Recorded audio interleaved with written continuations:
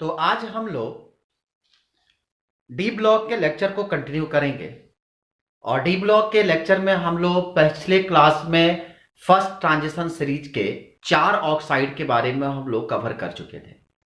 आज हम लोग 5वें ऑक्साइड के बारे में कवर करेंगे जिसका नाम होगा मैग्नीज के ऑक्साइड। मैग्नीज के ऑक्साइड में अगर हम बात करें तो मैग्नीज जो होता है वह +2 ऑक्सीडेशन स्टेट पर, +3 ऑक्सीडेशन स्टेट पर, +4 ऑक्सीडेशन स्टेट पर, +6 ऑक्सीडेशन स्टेट पर और +7, ये 5 ऑक्सीडेशन स्टेट पर काम करता है। पांचों के प्रिपरेशन मेथड क्या होते हैं, पांचों के फिजिकल प्रॉपर्टी क्या होते हैं, पांचों के केमिकल प्रॉपर्टी क्या होते हैं और पांचों का यूज क्या है, उसे हम लोग आज अच्छे से समझने की कोशिश करेंगे। चलिए इसके अगर हम कंटिन्यू करना शुरू करें तो सबसे पहला हमारा है मैग्नीज के ऑक्साइड में जो सबसे पहला ऑक्साइड आता है जिसका नाम होता है मैग्नीज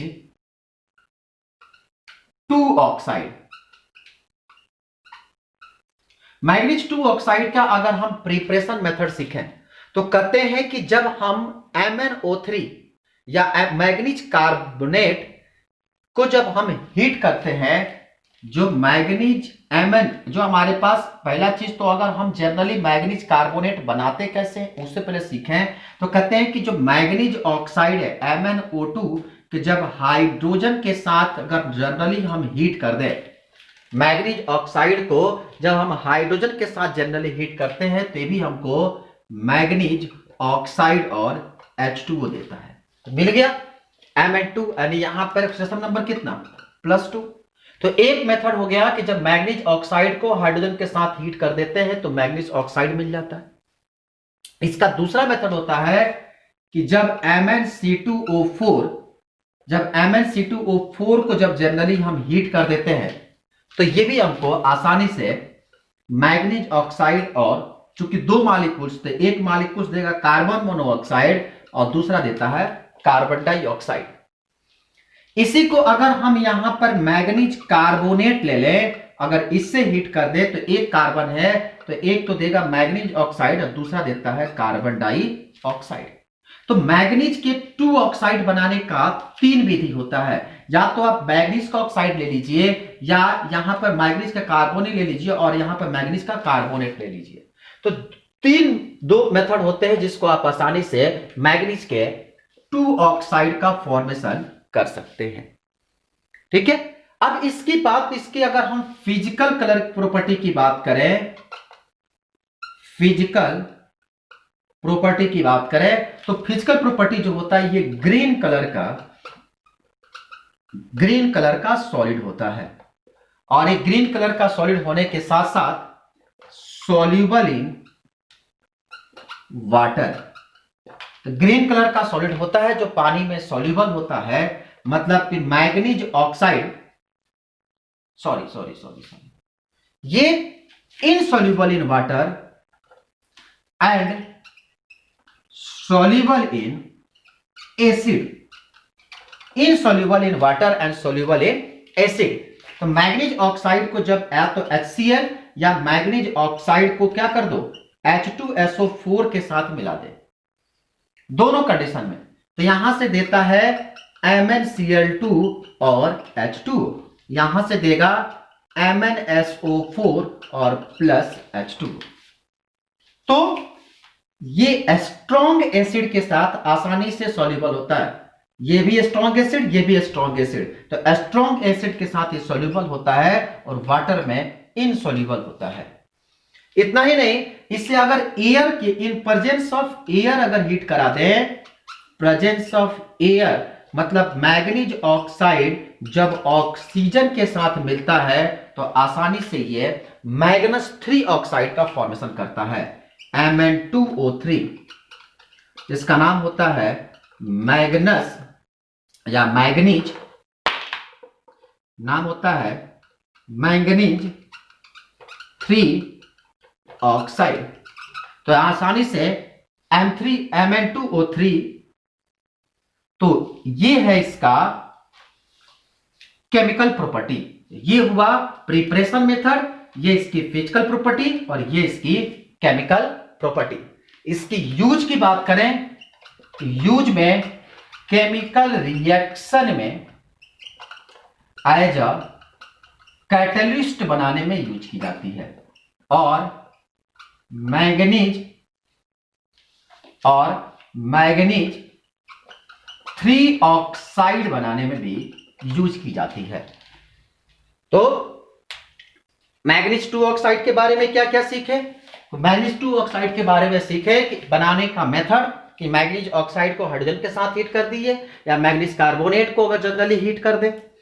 इसकी फिजिकल प्रॉपर्टी, ये ग्रीन कलर का सॉलिड होता है, वाटर में इनसॉल्युबल होता है, एसिड में सॉल्युबल होता है, ऑक्सीजन के साथ आसानी से रिएक्शन करके ये मैग्नीज 3 ऑक्साइड बनाने की प्रोबेबिलिटी यानी कि कैपेबिलिटी रखता है। यूज केमिकल रिएक्शन में एज ए कैटलिस्ट के रूप में करते हैं, और नेक्स्ट इसका फॉर्मेशन मैग्नीज ऑक्साइड यानी 3 ऑक्साइड बनाने में की जाती है। यह है इसके पहली कुंडली। इसी के बाद इसका हम दूसरा ऑक्साइड के बारे में बात करें तो वो होगा मैग्नीज 3 ऑक्साइड। अब इसके बाद का जो ऑक्साइड है वह है मैग्नीज 3 ऑक्साइड। हम मैग्नीज 3 ऑक्साइड की बात करें तो कहते हैं कि यह एक एस्टेबल कंपाउंड होता है। जब मैग्नीज ऑक्साइड को, जो अभी हमने पढ़े MnO2, जो मैग्नीज 2 ऑक्साइड है, जब इसको हीट करते हैं करीब करीब, अभी हमें पढ़े थे ना वहां पे कि जो क्या करता है Mn2 ऑक्साइड बनाने का कैसे प्रोसेस होता है, आसानी से हम क्या करते हैं ऑक्सीजन के प्रेजेंस में हीट कर देते हैं। तो कहते हैं कि जब मैग्नीज ऑक्साइड को करीब करीब 550 से 700 डिग्री सेल्सियस पे हीट करते हैं, 550 से 700 डिग्री सेल्सियस पर हीट करते हैं, तो मैग्नीज 3 ऑक्साइड Mn2O3 बनता है। मैग्नीज 2 ऑक्साइड को जब 550 से 700 डिग्री सेल्सियस पर हीट करते हैं तो Mn3, मतलब यहां पर ऑक्सीडेशन नंबर कितना हो गया +3, यानी मैग्नीज 3 ऑक्साइड का फॉर्मेशन होता है। अगर इसका हम प्रॉपर्टी की बात करें तो पहली प्रॉपर्टी होती है कि सबसे वेरी एस्टेबल कंपाउंड्स का फॉर्मेशन करता है। फर्स्ट प्रॉपर्टी जो कि ब्राउन कलर का होता है, काफी स्टेबल कंपाउंड होता है जो कि ब्राउन कलर का होता है। जब इसे जनरली जब इसे हम हीट करते हैं तो रेड कलर में कन्वर्ट हो जाता है। इट्स सॉल्यूबल इन एसिड, और खासकर एसिड में कौन सा, नाइट्रिक एसिड में सॉल्यूबल होता है। मतलब Mn2O3 को जब HNO3 के साथ मिलाते हैं तो बनता है मैग्नीज नाइट्रेट, साथ में MnO2, और यहां से बनता है H2O। तो मैग्नीज नाइट्रेट जो होता है वह नाइट्रिक एसिड में सॉल्यूबल होता है। स्ट्रॉन्ग एसिड ये भी होता है, यह नाइट्रिक एसिड में सॉल्यूबल होने की कैपेबिलिटी रखता है, जहां से मैग्नीज नाइट्रेट और मैग्नीज ऑक्साइड, यहां पर MnO2 है, मैग्नीज 2 ऑक्साइड और H2O बनता है। ये रही इसकी केमिकल प्रॉपर्टी। कहते हैं कि जब इसे हम हीट कर दें, मैग्नीज ऑक्साइड को जब हम हीट कर देते हैं तो ये भी हमको आसानी से ऑक्सीजन देता है। जब हीट करते हैं इसे 1000 डिग्री सेल्सियस पे तो ये देता है मैग्नीज 3 ऑक्साइड Mn3O4। यहां पे मिल गया क्या चीज, मैग्नीज 3 यानी कि Mn3O4 मैग्नीज, जिसको हम लोग कहते हैं मैग्नेटिक या मैग्नेनो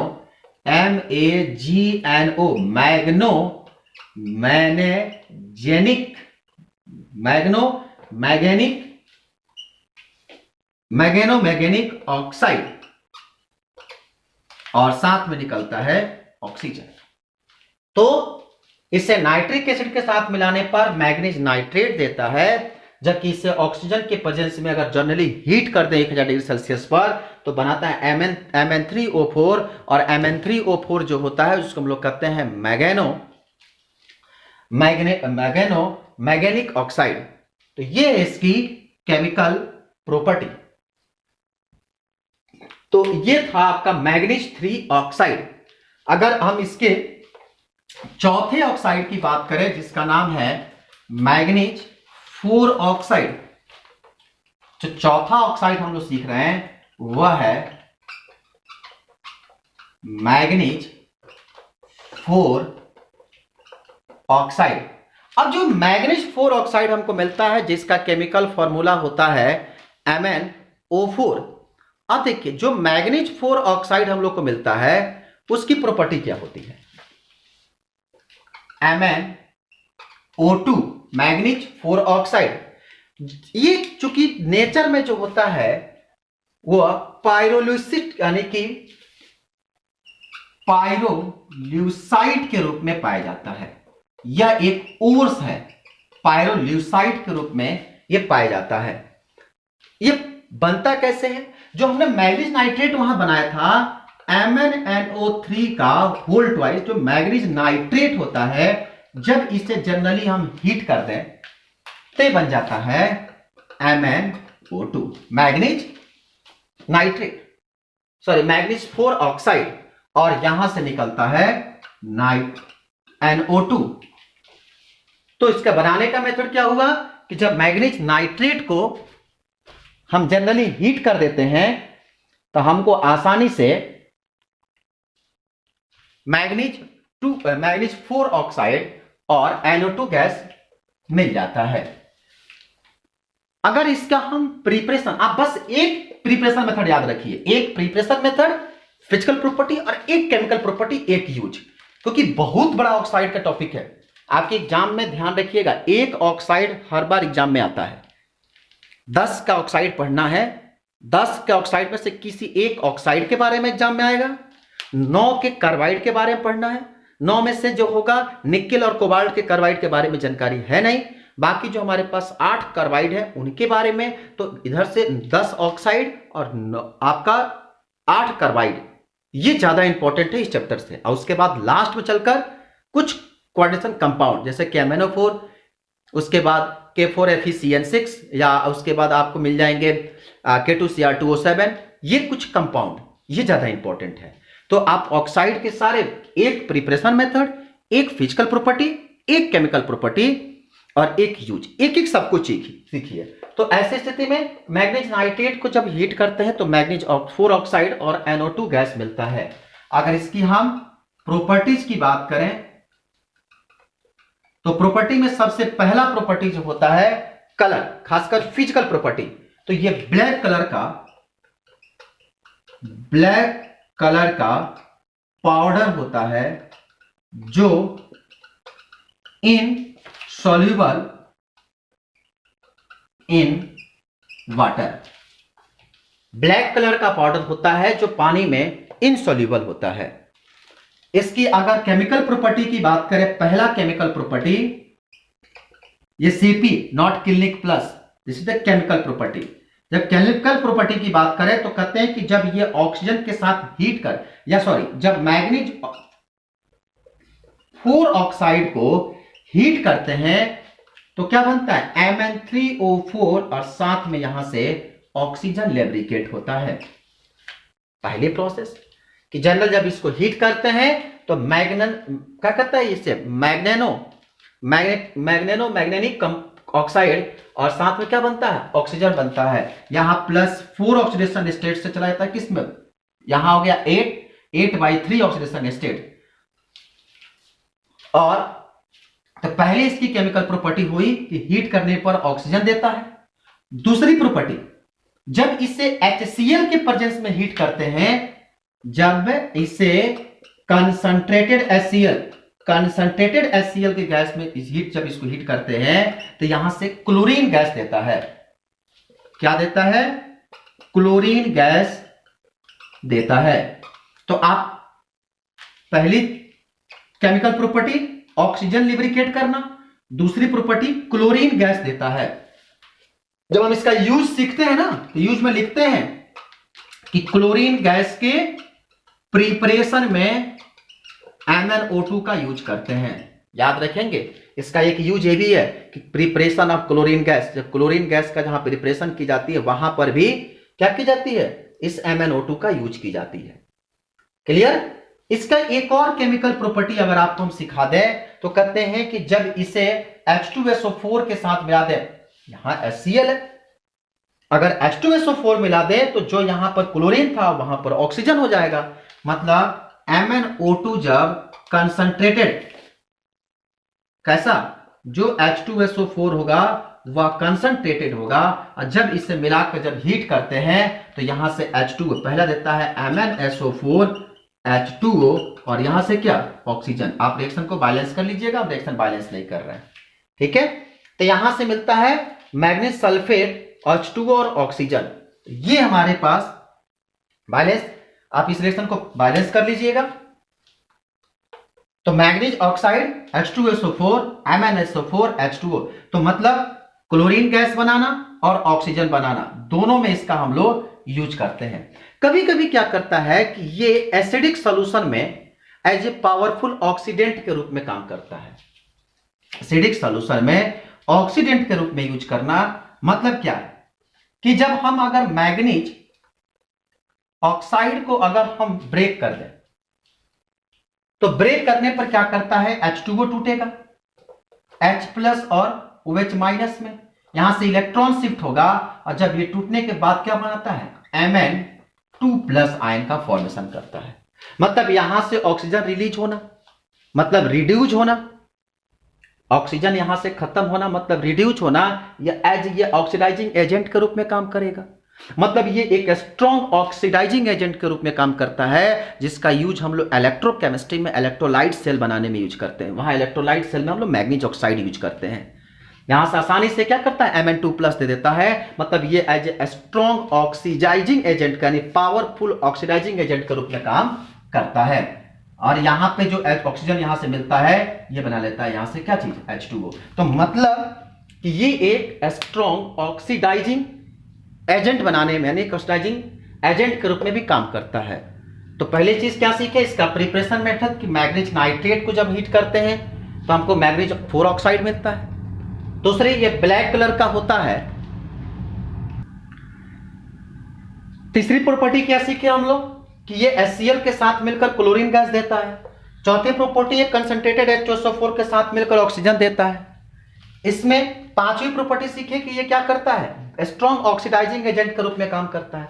जो आप इलेक्ट्रॉन लिए, जैसे में अगर हम और एग्जांपल ले लें, जैसे में आप ले लीजिए कार्बोनेट आयन, या अगर आपको हम एक और एग्जांपल ले लें, जैसे में जो MnO2 है, ये अगर H प्लस आयन के साथ में अगर मान लीजिए कि C2O4 2 माइनस के साथ, तो ये क्या टूटेगा, जब ये ब्रेक होता है तो यहां से बनता है, एक तो Mn2 प्लस तो बनेगा ही, ऑक्सीजन यहां से रिलीज होंगे। अब ये जो होगा इसके साथ जो ऑक्सीजन मिला यहां से H2O बना लेगा, और H2O बना लेता है तो एक तरफ प्रोडक्ट बनाता है CO2 और दूसरा बनाता है H2O। तो ये स्ट्रॉन्ग, यहां से स्ट्रॉन्ग ऑक्सीडाइजिंग, मतलब ये हुआ क्या चीज, यहां से रिडक्शन, यहां से क्या हो गया, ये रिडक्शन, मतलब ये हो गया क्या चीज, ऑक्सीडाइजिंग एजेंट। तो ये एक स्ट्रॉन्ग ऑक्सीडाइजिंग एजेंट के रूप में काम करता है। तो ये है इसकी पुरानी पूरी कंसेप्ट। यूज तो आपको बता ही दिए कि क्लोरीन गैस के प्रिपरेशन में यूज की जाती है, एज ए कैटेलिस्ट के रूप में काम करता है, या इलेक्ट्रोकेमिस्ट्री में भी एज ए कैटेलिस्ट के रूप में काम करता है। तो ये है इसके ऑक्साइड, मैग्नीज के 4 ऑक्साइड। अगर हम मैग्नीज के नेक्स्ट ऑक्साइड की बात करें तो वो होता है मैग्नीज का 6 ऑक्साइड। इसका जो अगला ऑक्साइड है वह है मैग्नीज का 6 ऑक्साइड।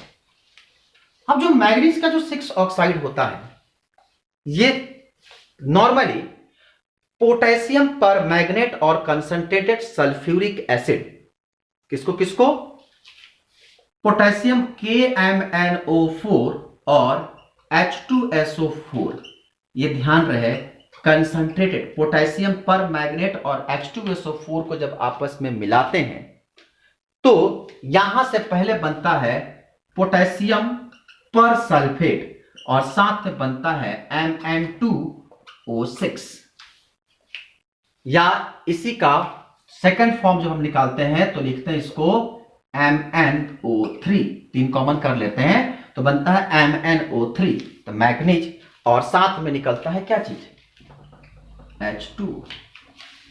तो ये है आपका प्रिपरेशन मेथड किसका, मैग्नीज 6 ऑक्साइड का।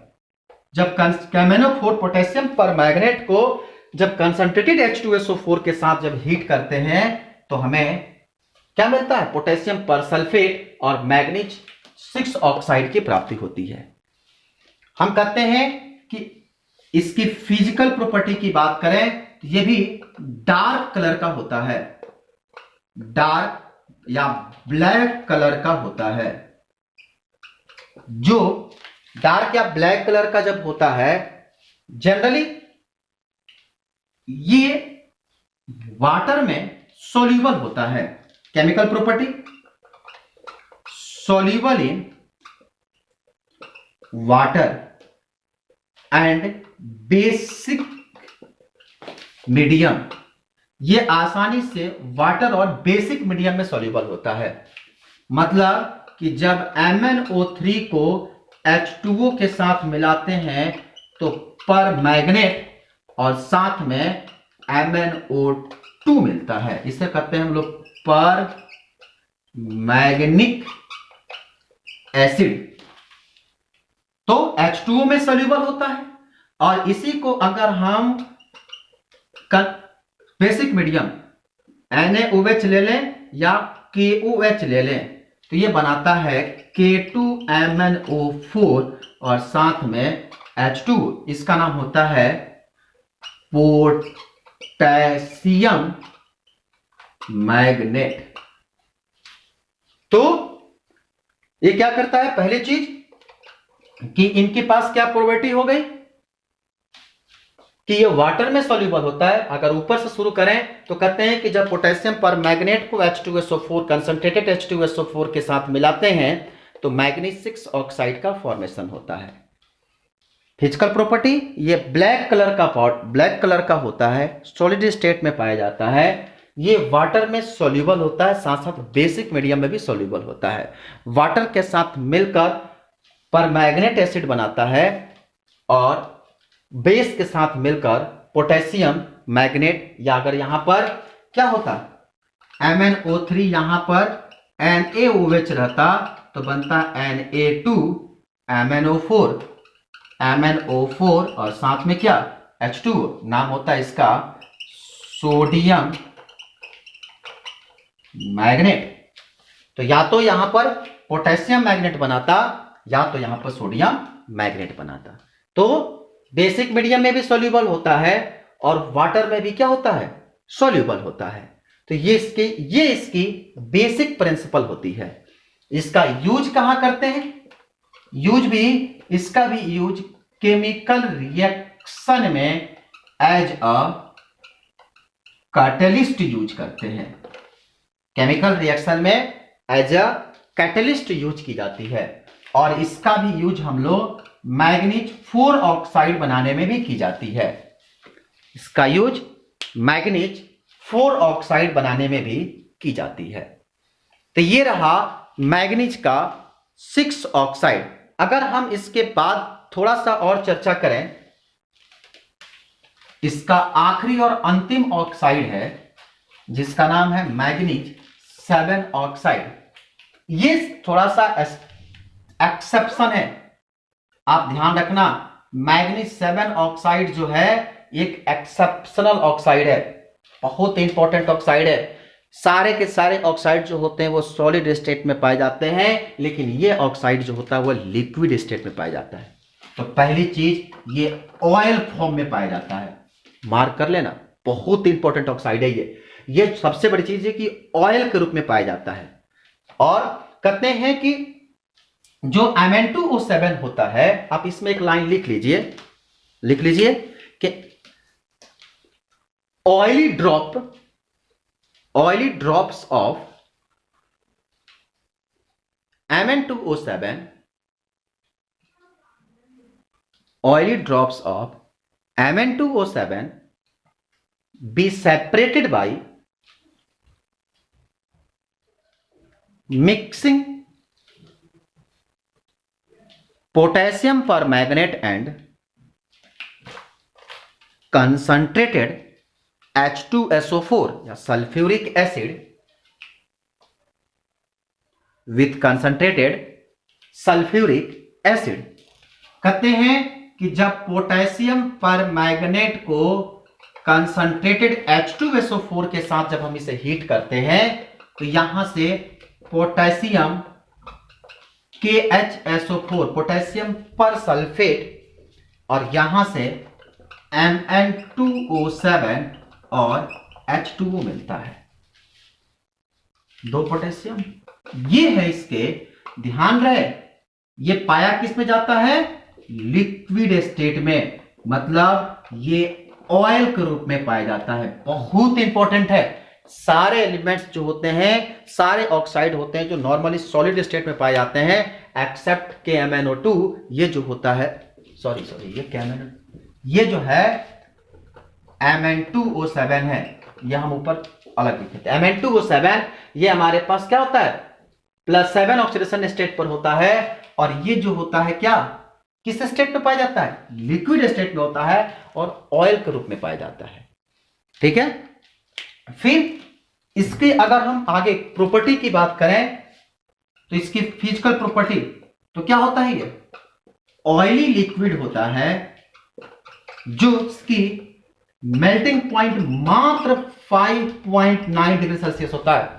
मार्क कर लेना, इसकी मेल्टिंग पॉइंट सिर्फ 5.9 डिग्री सेल्सियस होता है। इसके बाद second property, at 55 degree Celsius it violently produced oxygen. मतलब कि जब Mn2O7 को 55 डिग्री सेल्सियस पर अगर हम इसे हीट कर दें तो हमें क्या मिलता है, MnO2 और साथ में ऑक्सीजन मिलता है, 2 दूना 4 Mn2। तो यहां से हमें ऑक्सीजन मिलता है। तो 55 डिग्री सेल्सियस पर इसे हम हीट कर दें तो ऑक्सीजन हमें आसानी से मिल जाता है। लेकिन जब इसे थोड़ा सा और ज्यादा हीट कर दें या इसी MnO2 को, थर्ड केमिकल प्रॉपर्टी O7 को जब H2O के साथ मिला देते हैं तो वायलेट कलर का, ध्यान रहे यहां पर भी जो मिलता है वो वायलेट कलर का एक सॉल्यूशन मिलता है HMnO4 का। MnO7 जब H2O के साथ मिलता है Mn2O7 तो यहां से एक पर मैग्निक एसिड मिलता है जिसका कलर जो होता है वह वायलेट कलर का होता है। आप तो Mn2O7 पढ़े होंगे जब आप लेबोरेटरी में जाते हैं, जब केमिक 11th में या जब आप BSc फर्स्ट ईयर या कहीं पर जब फिजिकल टाइट्रेशन करते हैं तो आपको Mn2O7 मिलता है जो ब्लू कलर का होता है। ठीक है, वहां पे जो जब आप उसमें पानी डालते हैं तो उसकी कलर जो होती है वो वायलेट कलर की हो जाती है। उधर क्या होती है कि यहां से ऑक्सीडाइज होता है, एक ऑक्सीजन के समय हमारे पास रिड्यूस ऑक्सीजन की संख्या क्या होती है, पर रिडक्शन होता है, और रिडक्शन होने के चलते इसकी क्या होती है, कलर जो होती है पूर्ण रूप से चेंज हो जाती है। तो ये हो गया इसकी केमिकल प्रॉपर्टी। तो यहां पे क्या किया, Mn2O7 से MnO4 में क्या हुआ, रिडक्शन, तो ये कहलाएगा ऑक्सीडाइजिंग एजेंट। तो लिख सकते हैं इसका यूज लिख लीजिए, it work as a strong oxidising agent. It's work as a strong oxidising agent. तो ये रहा आपका पूरा मैग्नीज के ऑक्साइड की कुंडली, +2 +3 +4 +6 और +7। इसमें सबसे इंपॉर्टेंट है +7, क्योंकि ये जो होता है वह पूरे डी ब्लॉक का एक एक्सेप्शन कंपाउंड है जो कि ऑयल फॉर्म में पाया जाता है। इससे बड़ा ऑक्साइड कोई ऑक्साइड नहीं है। इसके बाद जितने भी ऑक्साइड आपको मिलेंगे वो सब के सब छोटे छोटे ऑक्साइड मिलेंगे। जो हम लोग के छठवां ऑक्साइड सीखना है वह है आयरन ऑक्साइड। आयरन की ऑक्साइड्स, कहते हैं कि इसके जो ऑक्साइड्स होते हैं जनरली दो ऑक्साइड नेचर में एग्जिस्ट होते हैं, एक आयरन के 2 ऑक्साइड और एक आयरन के 3 ऑक्साइड, जिसमें 3 ऑक्साइड जो होता है काफी स्टेबल होता है। बताएंगे आगे क्यों 3 का स्टेबल ज्यादा होता है। तो इसमें सबसे पहला हम पढ़ेंगे आयरन 2 ऑक्साइड, या इसी को हम लोग बोलते हैं फेरस 2 ऑक्साइड, फेरस के 2 ऑक्साइड। ठीक है, इसका जनरल फॉर्मूला होता है फेरस, ध्यान रहे फेरस है तो FeO, यह है फेरस ऑक्साइड। और वहां पर अगर फेरिक ऑक्साइड होता तो वहां पर 3 पर ऑक्सीडेशन स्टेट पर काम करता तो फेरिक ऑक्साइड Fe2O3। ठीक है, तो यहां मिल गया हमको फेरस ऑक्साइड। प्रीपरेशन मेथड कहते हैं कि हमारे पास जब आयरन ऑक्जिलेट FeC2O4, इसे हम लोग कहते हैं फेरस ऑक्जिलेट या आयरन ऑक्जिलेट, जब फेरस ऑक्जिलेट या आयरन ऑक्जिलेट को जब हम हीट करते हैं तो यहां से हमको फेरस ऑक्साइड, जो कि 2 कार्बन है, जाना पहचाना रिएक्शन, तो CO और CO2 देता है। तो ये हमारे पास सबसे पहला कंसेप्ट मिलता है। इसी को अगर हम फेरिक Fe2O3, यह है फेरिक ऑक्साइड, इसी का दूसरा पार्ट जो यहां पर +3 ऑक्सीडेशन स्टेट पर काम करता है। जब Fe2O3 को जब हम H2 से हाइड्रोजन के साथ जब हीट कर देते हैं तो ये भी फेरस ऑक्साइड देता है। बड़ा अच्छा चीज है, जहां हाइड्रोजन यूज किया वह हाइड्रोजन यहां मिल गया। तो जब फेरिक ऑक्साइड को हम हाइड्रोजन के साथ हीट करते हैं तो फेरस ऑक्साइड मिलता है। यही नहीं, जब ये फेरस ऑक्जिलेट है FeC2O4, इसको अगर हम पोटेशियम हाइड्रोक्साइड या सोडियम हाइड्रोक्साइड कोई भी ले सकते हैं के साथ जब हीट करते हैं तो ये भी आसानी से हमको क्या देता है, फेरस ऑक्जिलेट दे देता है। तो या इसी को हम FeC2O4 जब NaOH के साथ हीट करते हैं तो FeO Na2C2O4 और यहां से क्या मिल गया, H2O। तो फेरस आयरन ऑक्जिलेट को अगर हम किसी भी बेसिक मीडियम या NaOH ले लें या KOH ले लें, उसके साथ जब हम इसे हीट करते हैं तो भी हमको फेरस ऑक्साइड मिल जाता है। तो फेरस ऑक्साइड बनाने का 3 इंपॉर्टेंट मेथड, या तो आयरन ऑक्जिलेट को जनरली हीट कर दें, या फेरिक ऑक्साइड को हाइड्रोजन के साथ हीट कर दें, या फेरस जो हमारे पास है आयरन या फेरस ऑक्जिलेट है उसे हम किसी बेसिक मीडियम में हीट कर दें, तभी हमको आसानी से क्या होता है, फेरस ऑक्साइड मिल जाता है। ठीक है, फेरस ऑक्साइड जो होता है वह स्टेबल एट हाई टेम्परेचर। ठीक है, ये काफी हाई टेम्परेचर पर स्टेबल होता है और at low temperature it will decomposed, ये आसानी से क्या हो जाएगा, ब्रेक कर जाता है। तो इसको जब भी आपको मार्केट में रखना होता है, इसीलिए हम लोग यूज जब करते हैं तो हाई टेम्परेचर पर इसको काफी अच्छे तरीके से सील पैक करके रखा जाता है। ये जनरली हाई टेम्परेचर पर स्टेबल होता है, लो टेम्परेचर पर होता है, आसानी से क्या करता है, ये डिकम्पोज कर जाता है। ये जनरली जब इसकी हम केमिकल प्रॉपर्टी की बात करें तो केमिकल प्रॉपर्टी क्या होता है कि जब इसको हम ऑक्सीजन के साथ या जनरली जब इसे हीट करते हैं, जब फेरस ऑक्साइड को जब हम जनरली हीट करते हैं, ठीक है ना, यहां से फेरस ऑक्साइड क्या दिया, फेरिक ऑक्साइड दिया है कि नहीं। तो जब इसे जब हम हीट करना शुरू करेंगे तो ऑक्सीजन के संपर्क में मिलेगा, और जब हीट और करना शुरू करते हैं तो यहां से एक कंपाउंड बनता है जिसको हम लोग कहते हैं फेरेसोफेरिक Fe3O4, और एक प्रोडक्ट और निकलता है यहां से आयरन, जिसको हम लोग कहते हैं फेरेसोफेरिक ऑक्साइड, फेरोसोफेरिक ऑक्साइड, और यहां से आयरन निकलता है। तो इसका यूज जो होता है आयरन के प्यूरिफिकेशन में की जाती है, इसी का यूज आयरन के प्यूरिफिकेशन में यूज की जाती है। और इसका दूसरा यूज जो होता है वह केमिकल रिएक्शन में एज अ कैटलिस्ट की जाती है। केमिकल रिएक्शन में एज ए कैटलिस्ट इसका यूज की जाती है, और केमिकल रिएक्शन में आयरन के प्यूरिफिकेशन में भी इसका यूज की जाती है।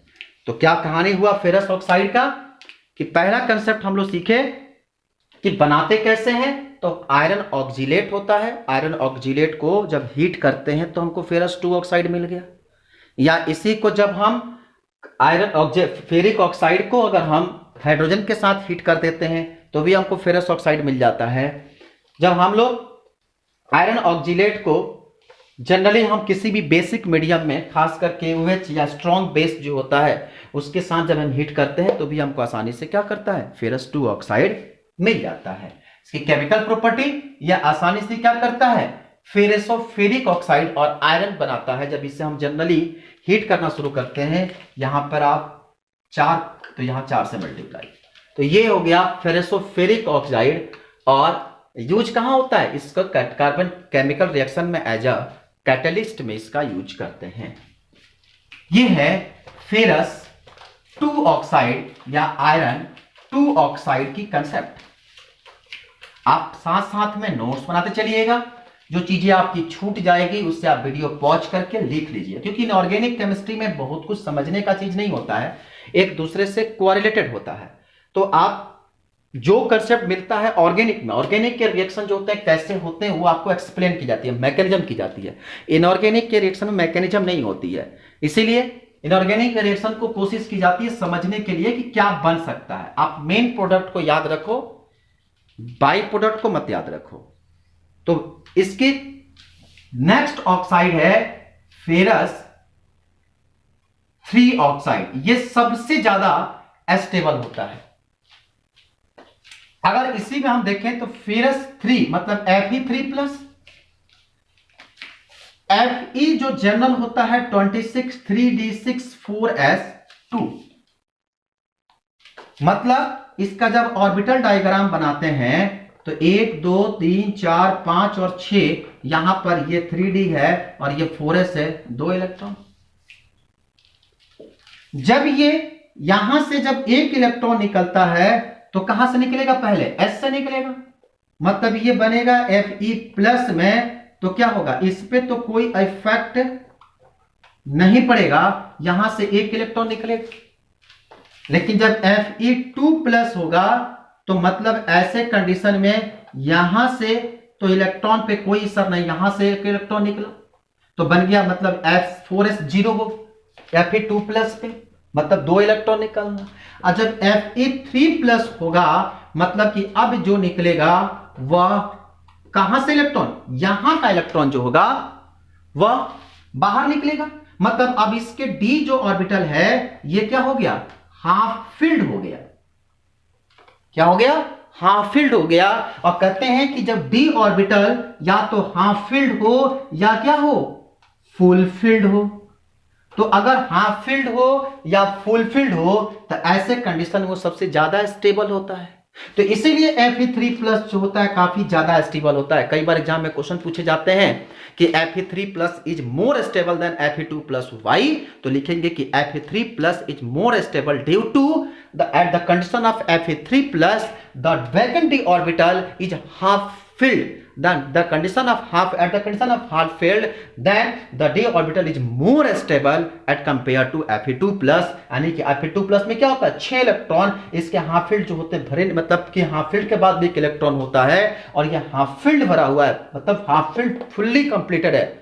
मतलब 10 इलेक्ट्रॉन है, 5 इलेक्ट्रॉन हाफ फील्ड के चाहिए, मिल गया 5 इलेक्ट्रॉन, तो अब इससे इलेक्ट्रॉन निकालना काफी डिफिकल्ट होता है। इसलिए Fe3+ जो होता है वो मोर स्टेबल होता है Fe2+ से। Fe3+ क्यों मोर स्टेबल होता है, क्योंकि इसके वैकेंट d ऑर्बिटल जो होते हैं वो हाफ फील्ड पूर्ण रूप से भरे होते हैं, मतलब इसमें 5 इलेक्ट्रॉन जो होते हैं पूरे भरे रहते हैं। इसलिए ये जो होता है क्या होता है, मोर स्टेबल होता है in compare to other compound, यानी कि Fe2+। ये कंसेप्ट, अब इसका हम प्रिपरेशन मेथड अगर देखें, क्या होता है तरीका प्रिपरेशन का, तो कहते हैं कि जो फेरस हमारे पास है इसे अगर हम जनरली H2O के साथ अगर हीट कर दें तो हमें आसानी से Fe3O4 और हाइड्रोजन गैस मिल जाता है। ध्यान रहे, ये रेड हॉट काफी अधिक मात्रा में आप देखे होंगे कि जब आप घरों पे जब शर्मा और विश्वकर्मा जी लोग यहाँ पे जब वो होता है लोहे की जब इंस्ट्रूमेंट बनाई जाती है तो वहां पर आप हीट करने के बाद पानी डाला जाता है, जो पानी से भाप निकलता है ना वही हाइड्रोजन गैस होता है। वहां प्रोडक्ट अलग होता है पर जो भाप निकलता है जनरली हाइड्रोजन गैस। तो ये हम वहां पर रेड हॉट को जब हीट करते हैं तो हमको मिल जाता है आसानी से क्या चीज, Fe3O4। ठीक है, इसको हम आसानी से एक और तरीके से हम लोग बना सकते हैं। इसकी अगर हम चलिए एक मेथड बहुत है, इसकी अगर हम फिजिकल प्रॉपर्टी की बात करें तो ये ब्लैक कलर का पाउडर होता है, ब्लैक कलर का पाउडर होता है। ध्यान रहे, इसमें मैग्नेटिक प्रॉपर्टी होती है, मतलब कि अगर मैग्नेट के कांटेक्ट में आने के बाद ये क्या करने लगता है, मैग्नेट के कांटेक्ट में आने के बाद मैग्नेटिक प्रॉपर्टी ले लेता है, मतलब अदर किसी मेटल के साथ कांटेक्ट आने पर उसे अट्रैक्ट करने की कैपेबिलिटी रखता है। सेकंड जो होता है ये काफी स्टेबल होता है, आपको पता ही है क्यों स्टेबल ज्यादा होता है, काफी स्टेबल होता है और ये क्लोरीन और ऑक्सीजन के साथ रिएक्शन नहीं करता है, ध्यान रखना। और ये एसिड में काफी स्लो सॉल्युबल होता है, ये एसिड के साथ काफी धीरे धीरे, क्वाइट स्लो मतलब धीरे धीरे रिएक्शन करता है। एसिड के साथ इसको रिएक्टिविटी जो होती है काफी धीरे धीरे होती है। इसकी केमिकल प्रॉपर्टी जो हम बात करें, इससे अगर हम डिकम्पोज करें Fe3O4 को अगर हम हीट करते हैं तो ये फेरसोफेरिक कंपाउंड यानी Fe3O4 और यहां से ऑक्सीजन निकलता है। केमिकल प्रॉपर्टी में जब इसे हीट करते हैं तो यहां से क्या बनता है, फेरसोफेरिक कंपाउंड, और हीट करने पर फेरसोफेरिक कंपाउंड बनाता है और साथ में क्या होता है, ऑक्सीजन यहां से यूज होता है, मतलब ऑक्सीजन यहां से बाहर निकलता है। और इसका लास्ट में यूज देखें तो यूज में लिख लीजिए an electrolysis, it is used as an anode, मतलब इलेक्ट्रोलिसिस में एज ए एनोड के रूप में हम इसका यूज करते हैं। और जब हम इलेक्ट्रोकेमिस्ट्री पढ़ेंगे वहां आपको बताएंगे कि किस तरह से ये हमारे पास Fe3O4 का यूज हम लोग एज ए एनोड के रूप में करते हैं, जहां से Fe3+ आयन का फॉर्मेशन। तो आप सबसे इंपॉर्टेंट चीज, आप फेरस के ऑक्साइड और मैग्नीज के ऑक्साइड, ये दोनों ऑक्साइड को काफी अच्छे तरीके से सीख लीजिएगा। खासकर मैग्नीज का 7 ऑक्साइड जो ऑयली स्टेट में होता है, जिसका मेल्टिंग पॉइंट मात्र 5.9 डिग्री सेल्सियस होता है, ये सबसे ज्यादा इंपॉर्टेंट ऑक्साइडों में एक ऑक्साइड है। तो आज हम लोग मैग्नीज के ऑक्साइड सीख लिए। मैग्नीज के ऑक्साइड के साथ साथ हम लोग आयरन के भी ऑक्साइड के बारे में पूरी रूप से चर्चा कर लिए। जब हम लोग आगे की जो क्लास सीखेंगे उसमें हम लोग सीखेंगे कोबाल्ट के ऑक्साइड। बाकी जो 3 ऑक्साइड कोबाल्ट के ऑक्साइड हो गए, निकल के, जिंक के, जितने भी लास्ट के 3 ऑक्साइड बच गए वह कोबाल्ट के, कॉपर के, निकल के और जिंक के, ये 3 जो ऑक्साइड, 4 ऑक्साइड हमारे पास हैं, कोबाल्ट का, निकल का, कॉपर का और जिंक का, इनको अगर हम नेक्स्ट क्लास में आसानी से हम लोग कवर करेंगे, जहां से हम लोग उसके बाद के कंसेप्ट जो होगा वो होगा सल्फाइड का, फिर उसके बाद होगा पहले इस ऑक्साइड के बाद का कंसेप्ट होता है जो हम लोग कहते हैं हेलाइड का, और फिर सीखेंगे सल्फाइड का, फिर कंसेप्ट आएगा कार्बाइड का। आज इतना ही, थैंक यू सो मच।